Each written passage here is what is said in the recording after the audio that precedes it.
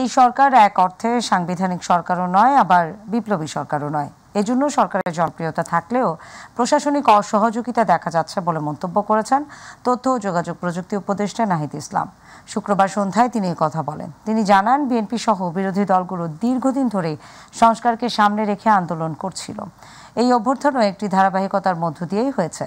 নাহিদ ইসলাম বলেন, বিগত সরকারের আমলে ক্ষমতা হস্তান্তরে গণতান্ত্রিক প্রক্রিয়া ছিল না। আমাদের নির্বাচন ব্যবস্থা থেকে শুরু করে আরও যে প্রতিষ্ঠানগুলো দরকার সেগুলো শক্তিশালী নয়। নির্বাচনের আগে এই প্রশ্নে সুরাহা হওয়া দরকার যে এরপর যে সরকার আসবে তার ক্ষমতা হস্তান্তরের প্রক্রিয়াটা কেমন হবে। তথ্য উপদেষ্টা জানান, অভ্যর্থনের মধ্য দিয়ে বাংলাদেশে জাতীয় ঐক্য তৈরি হয়েছে। এই ঐক্য এখনও রয়েছে। এই ধরনের বাংলাদেশই আমরা দেখতে চাই। সাংবিধানিক সরকারও নয় এক অর্থে, আবার বৈপ্লবিক সরকারও নয় আরেক অর্থে। একটা অন্তর্বর্তী সরকার যে ট্রানজিশনের জন্য কাজ করছে। ফলে এই সরকারের ব্যাপক জনসমর্থন থাকা সত্ত্বেও তার অ্যাডমিনিস্ট্রেটিভ অনেক ধরনের সীমাবদ্ধতা রয়েছে। আমরা দেখছি যে এই খুব সাম্প্রতিক সময় আমরা আমলাদের বক্তব্য শুনতে পাচ্ছি যে তারা এক ধরনের হুমকি দিচ্ছে।